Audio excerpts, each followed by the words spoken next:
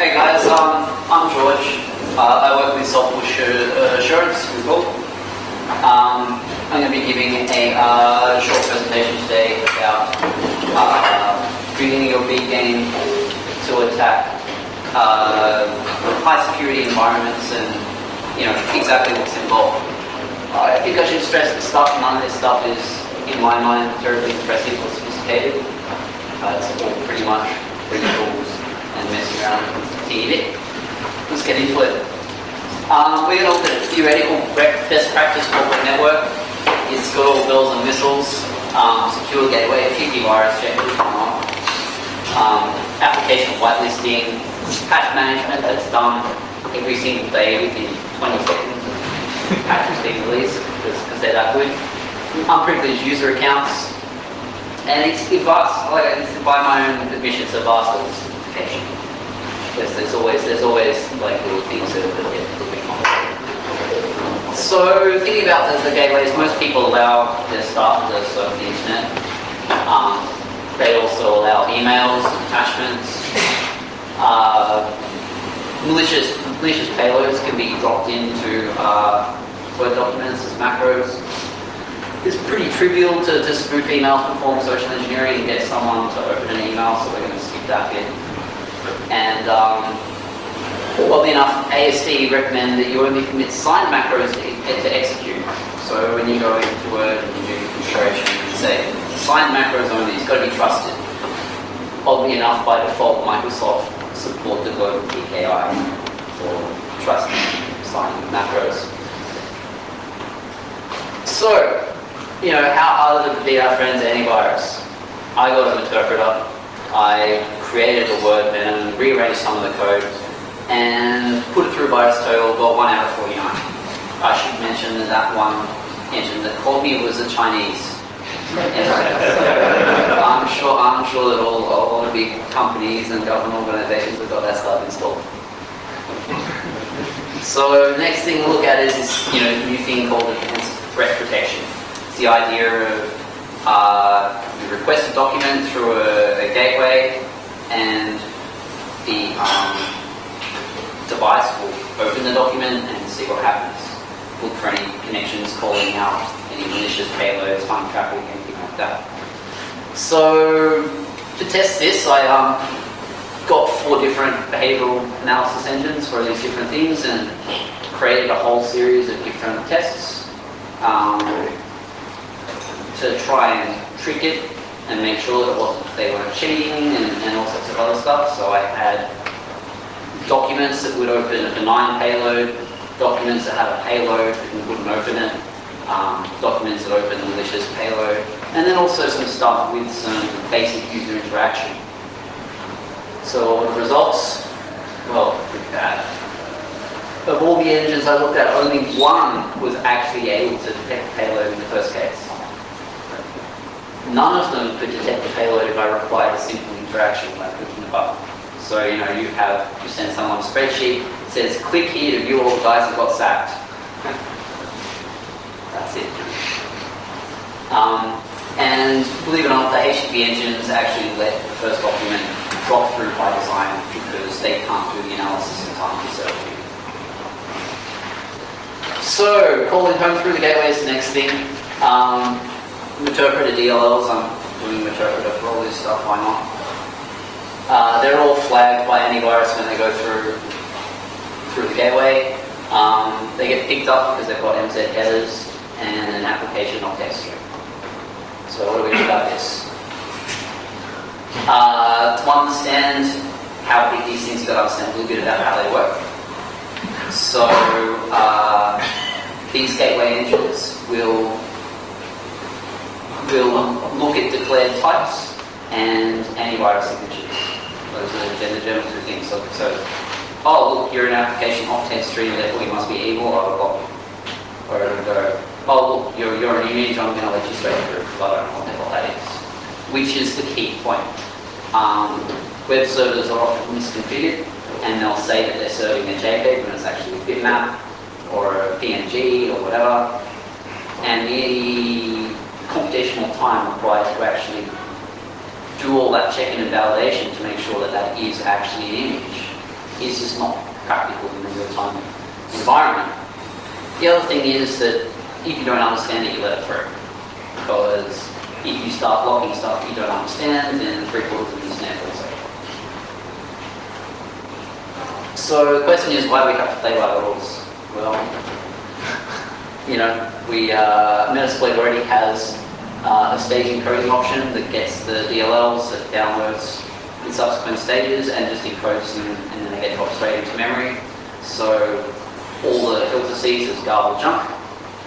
And it wasn't hard to modify the framework to change the content type to something else like, image BMP. Oddly enough, it just works straight through. You're going straight through everything. I can't demonstrate that today, I'm afraid. The next thing to look at is application whitelisting.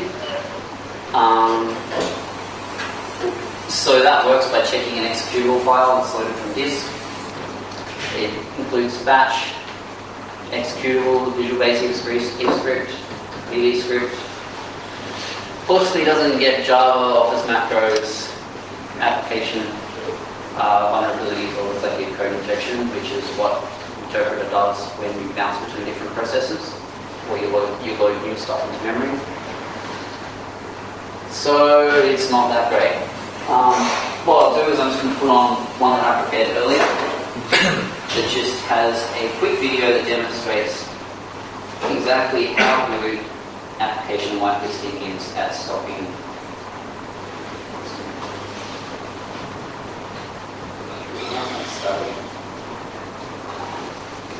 So you can see we've got a virus checker, we've got Windows up to date. We're going to sit here and wait for a little bit.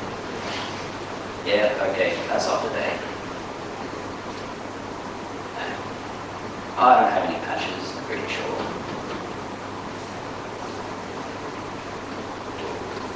Let's just go and scan it. Oh, what do you know?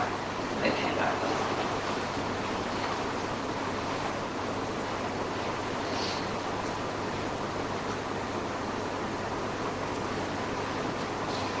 You can see that the application whitelisting is in place. Group policies just said, no, fuck you can't run Putty. Go on and open the document. It's tried to enable the macros because I have it enabled by default here. But we're just going to let them run macros. And off we go. I've then configured Interpreter to jump over in the background, so migrate processes automatically as soon as it starts. And I go and close the document because it's crap, there's nothing in there.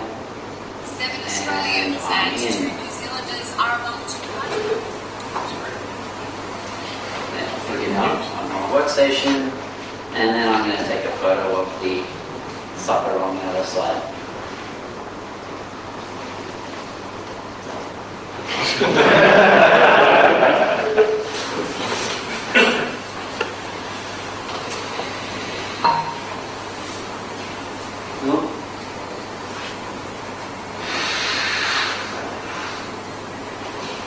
Cool, being persistent.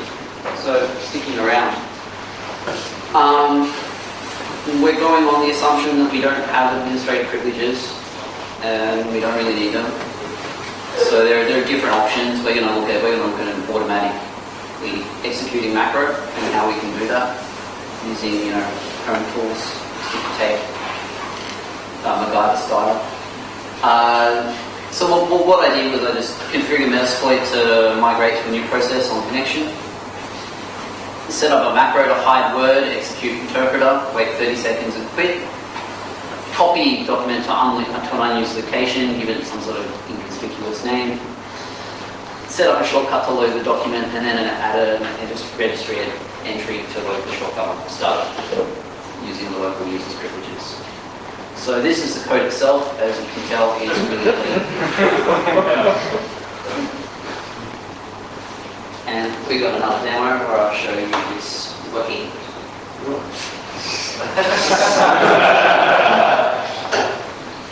Yeah, I can run Interpreter, but I can't run PowerPoint. Okay, here we go. So, first of all, you can see just showing the different registry settings. The reason that I actually set up a shortcut to run Word and open the document is that you can't set up an entry inside a registry to run program with arguments. So I use the shortcut as a way of bypassing that.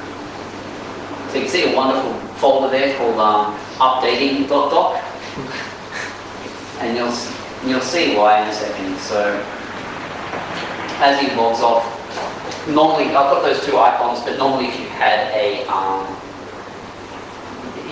taskbar that has like the document name in it, then it'll come up with whatever the name of the document is next to the icon. So putting in updating, what you'll see is that, you're probably a bit too quick there. I don't know if you saw, but this flashed open for just a second, and it will say updating and then disappear. Really easy stuff. And again, I'm going to take a photo of the stuff on the other side. Which is not right.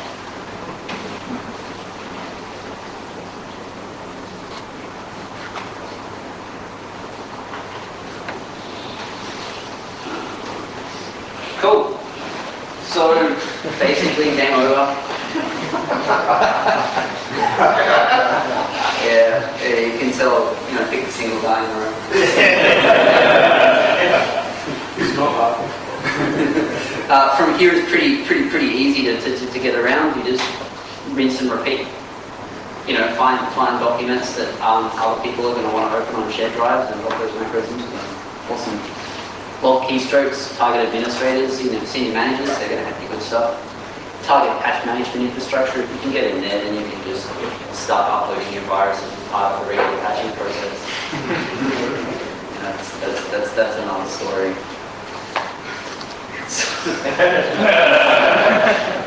So, look, I think selecting top 4 are awesome. Like someone was saying earlier, it cuts out a lot of noise. You can stop the really stupid stuff versus the moderately stupid stuff. Blocking macros at the gateway, only permitting digital signed macros by trusted sources, and revoking trust for all external sources. It's basically trust any of those marks. Internet whitelisting, if you can get away with it. It's a good way to get yourself fired. And the other question you've got to ask is there another way in?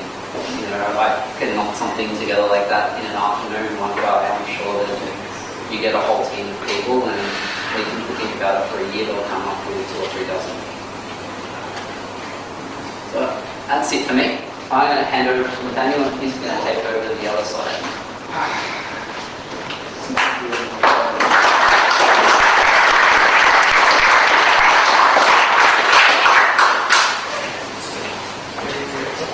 Awesome. So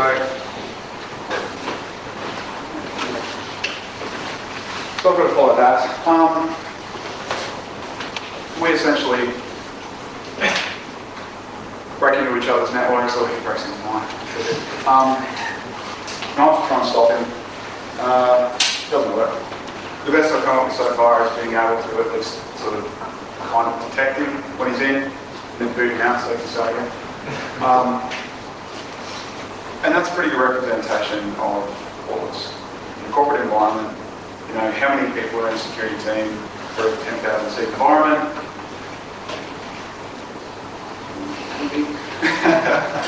But let's go through some practical things. I'm going to approach this in a more business-centric way. Us as security people, so we get in rooms and we talk about cool hacky things, about how we've gotten around the latest tools and all this kind of stuff, exactly what George has gone through. And trust me, there are some very advanced techniques that George can use. This is the stuff he uses on a Sunday afternoon. But we're speaking to the converted. One of the biggest problems we've got as security professionals is not being able to articulate what we do and what we're trying to protect the business from to the people who actually hold the purse strings, to the people who employ us, and probably most importantly, the people who are actually providing the services and who own the data.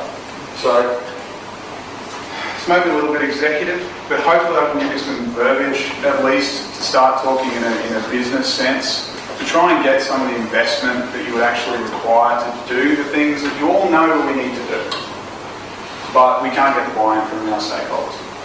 So, okay, let's have a look at this. How do we prevent no pigs in tap? Well, you know, you can block all active content entering your environment, as you said, and assign macros, all that kind of stuff. You can block, you know, but most environments actually block just executable straight up, so we don't accept the exceptions.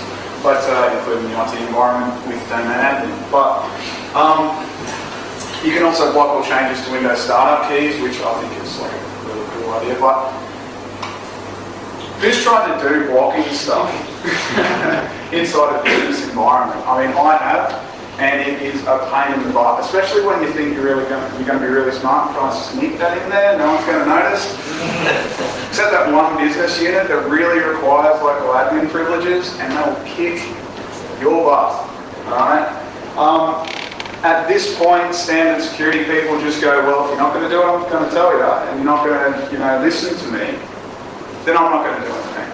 Right? I'm just going to click the button, look at the light, it's broken again, we got hacked again, you're not looking, sweet. But there could be another way. And security people, especially from the vendor, the consulting firm, anyone who's trying to sell you wares, their standard sales pitch comes in and they say, look at what's happening over here. Here's some graphs. The latest government study suggests. The business owner's going, well, that's great, but I've been listening to this for 10 years, right? And my data still isn't on pastebin, so sweet, right? I am awesome. I have perfect security. Once you start to look at the evidence, and Chris went through this, right? Like, logs are so important, but you take those preventative measures that you think are going to be excellent inside your environment, that are actually going to make a difference, put them in logging mode. Yeah? Gather the evidence and then present a case to the business. Right? If you can break the conception that we haven't been hacked, and you actually show evidence of actual bad activity and their data being wholesale trucked out of the gateway, you seem to get a little more traction in this sort of environment. So, and we do this, we'll take it back to a common analogy, because if we're talking about ones and zeros, it really easily gets lost. Managers glaze over, and they go on to security guys. They're crazy. So, let's bring back to an industry that's been around for decades. Transport industry. When they are building a tunnel, and this is the tunnel down here, one of the many that I'll use, they want to prevent something from happening. They want to reduce the risk of people dying in their tunnel. Yeah, because tunnels are not really sort of safe places. So, they have a whole bunch of preventative measures in place. Speed limits, they have 2 tunnels, so they don't have cars, flying at each other inside a tunnel at 100 k's an hour. Lights, good lighting, all that kind of stuff. These are all preventative measures, right? But the speed limit isn't 5 k's an hour. It's still 80, 90, sometimes it's really lucky it's 100. They have those preventative measures in effect, but to the point where it doesn't affect people using the tunnel. That's what the tolls are for.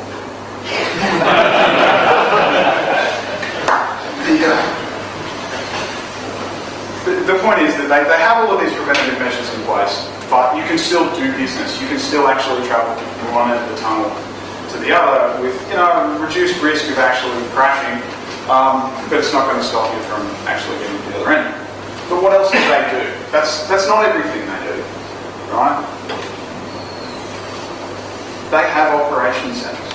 Every single tunnel environment, transport tunnel environment, you look at SCADA networks, you look at Physical infrastructure where someone can actually lose a life. You know, we have air traffic control. So the planes just sort of jogging for position. Be good at this, right? They have full monitoring systems, right? So monitoring doesn't stop anything from happening, but it lets you know when something's happening. Okay? You know, they're not just sort of sitting on top of the tunnel going, I wonder what that smoke is. Right? They've got cameras. Not only have they got cameras, they've got heat sensors, smoke sensors, air quality sensors, all of these sensors in there. They don't stop business, but they monitor what's going on. And that's great, right? Like you can watch a crash happen. You know it, you saw it. But they go one step further. They have rehearsed specialised equipment.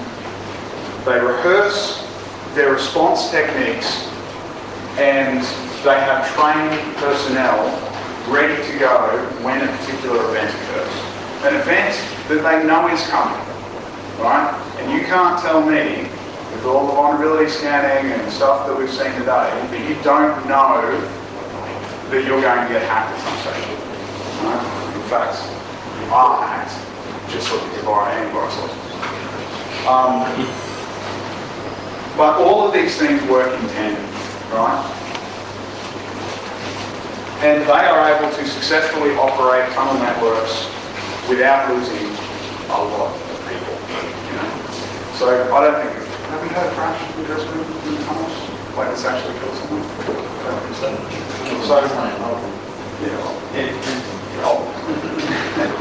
but you know, they're doing a pretty good job, right?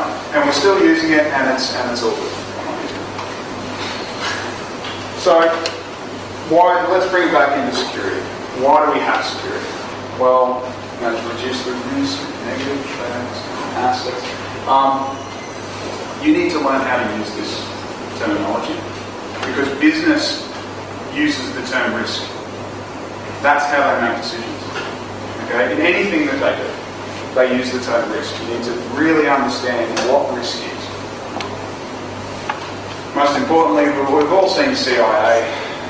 Most security people think that security is CI. It's not CI. It's availability as well. Right? If business cannot function, what are you doing there? You won't have a job as a business will fail. Because they can't do business, the thing that generates money to pay your wages. Right? So as a security professional, your job is not to say no, it's to say how. How security. So how do we measure risk? Some of you may have seen this before. I would suggest you have a look at it again. Likelihood times consequence equals risk. How do we want to reduce risk? Well, we reduce either likelihood or the consequence of the event happening, and that de facto reduces risk. Great stuff. So how are we doing it currently? Traditional security budget spend, you know, don't ask me where it is, I'm just going to make one, right? But indicatively through hundreds of different customers, you know, we've seen here what Chris has told us, you know, everyone puts in the flashy light stuff, right? The, you know, the WAFs, the next gen firewall stuff. That's all prevention technology. But the biggest point is that prevention technology, when you start moving up into the next gen stuff, starts to get really expensive for that much effectiveness. Yeah? If you're talking about baseline preventative technology like, you know, AV and firewalls and proxy and unfortunately stuff, you can actually go to the vendors and get a package deal that they sell all of those things because it's been around for a while and everyone's got one, so you can play one off against the other and actually get a really good price for some pretty cool kit that does a pretty good job. Right?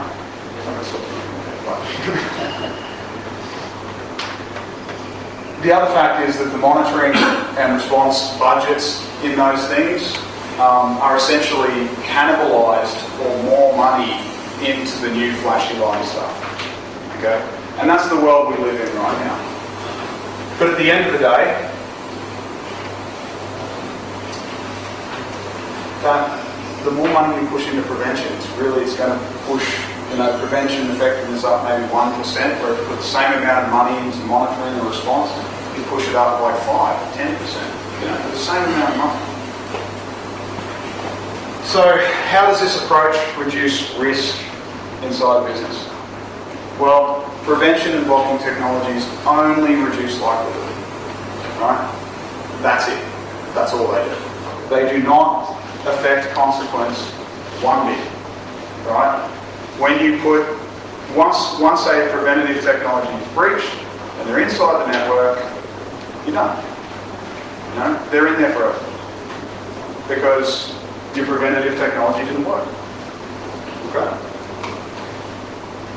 So what I propose and what we've seen seems to work and is working well, and if you look over in the US, they're pouring more and more money into this kind of approach, is, well, for the US government, you just overfill all of these buckets, and it's fine, but a bit more, and then, and then get government contractors in that don't do anywhere near this, and then, they get into that.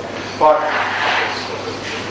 if you rebalance, don't buy the latest WikiWig prevention tool that's not going to be put in properly anyway, and it's going to be tuned down so it's not noisy.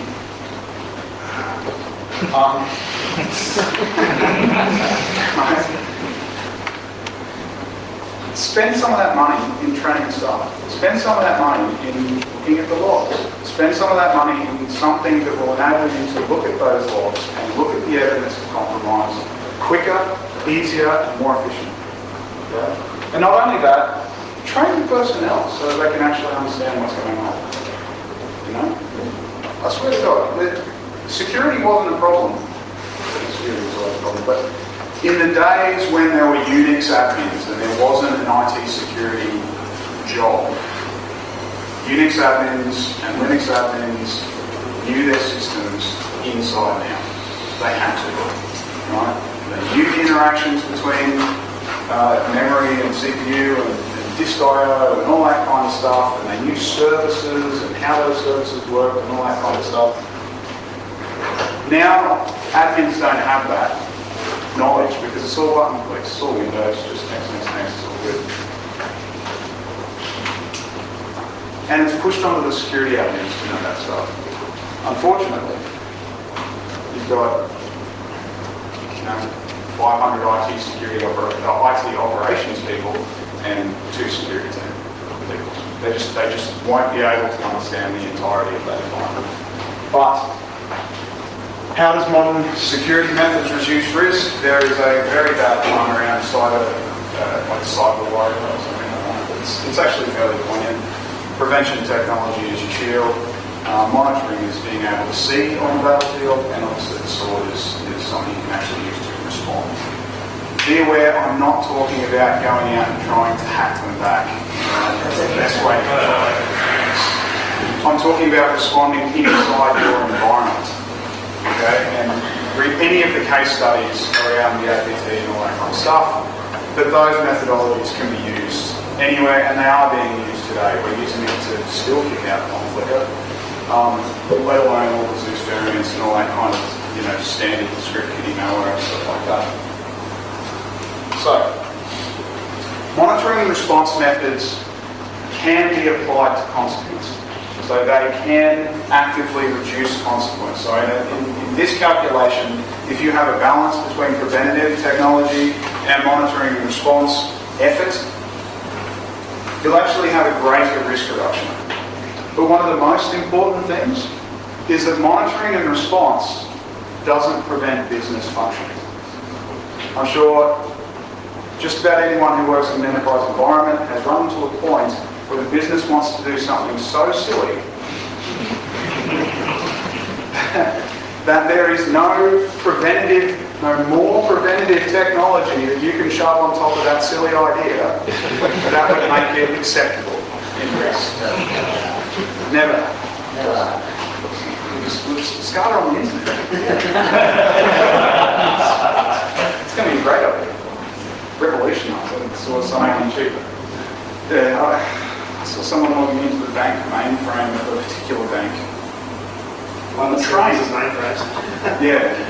Oh, they would do it. Yeah. I don't know where it's at. Yeah, he's essentially Citrixing in, jump boxing into his secure environment, and then logging into his green screen, making sure. On the train, 4G friggin' wireless.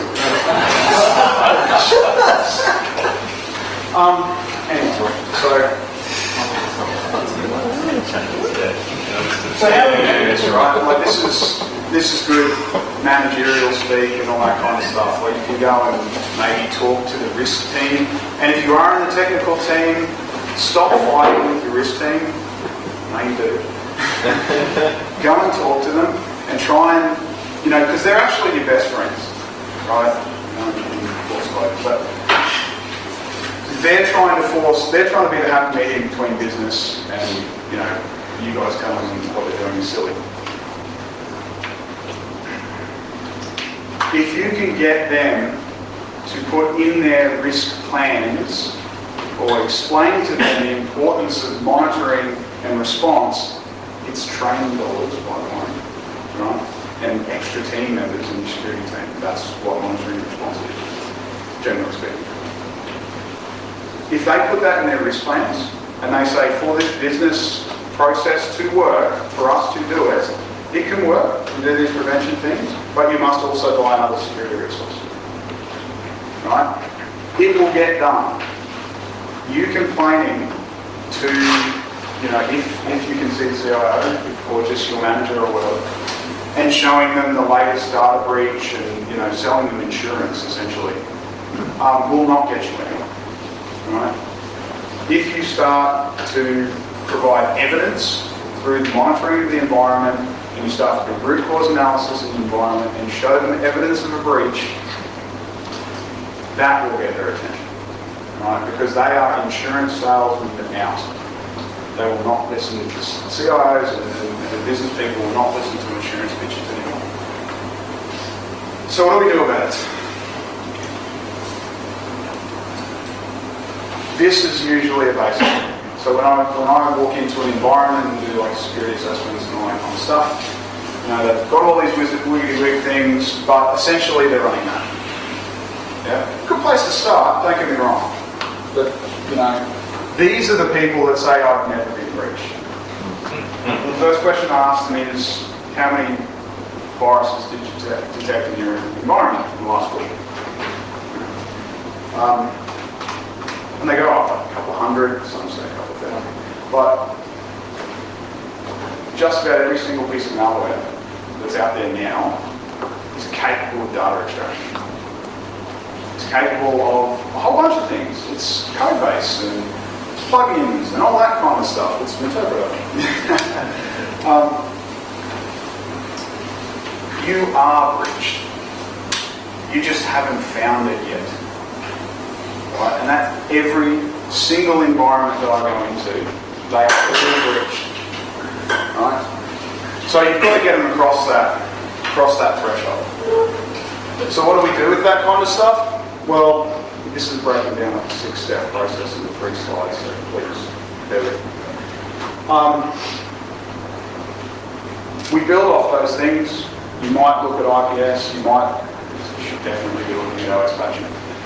Patching, by the way, you throw it out there as if you should be patching. Why aren't you patching? Try it. It's a process. It really is. You have to automate it. Just OS patching. The amount of bad code that's written out there that's stuck to a certain version of .NET or Java. There are other ways to go. When you look at monitoring, just turn reporting on. Make sure the reporting is actually reporting on the period of time that you set it to report at in increments. I've had environments where they're reporting monthly on the amount of viruses, but they're only looking at the last 24 hours of data. So, like, how many viruses have you got in the last month? Oh, we only got 80.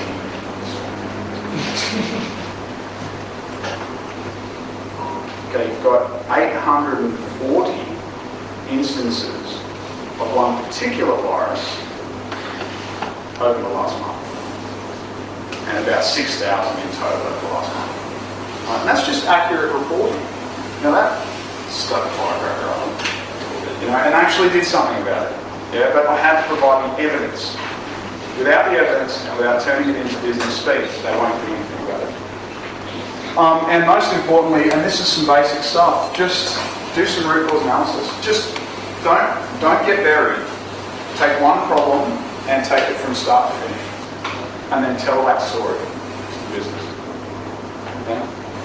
That will win out with investment and buy-in every time. Just giving them random statistics that never really change and just do this doesn't tell them anything at all. It won't get them. And then advanced, if you really want, defense grade, security, all that stuff. You want to start looking at, now you can see over here, all we've done over in prevention is maybe patching and maybe some DLP. Like we can do actually basic DLP with some endpoint products, just to give you a view of what's going on. But that is where you get here. Right? Host and network-based forensics. All the logs are there. You think Apache logs are fun? Try Windows logs. Right? Try Windows artifacts. You're taking out file locations. Just if you can do it, go back and have a look at your endpoint protection technology and see if you can monitor anything that gets run from anything other than the Windows drive or program drive. Trust me, you will find some auto start things in there that won't make you happy. Right. Also check out the user and system run keys. Right, there's a number of them you can get more from that. Anyway, so that's pretty much what we're looking at, and that's where I am so far, to at least detect this guy. Sometimes.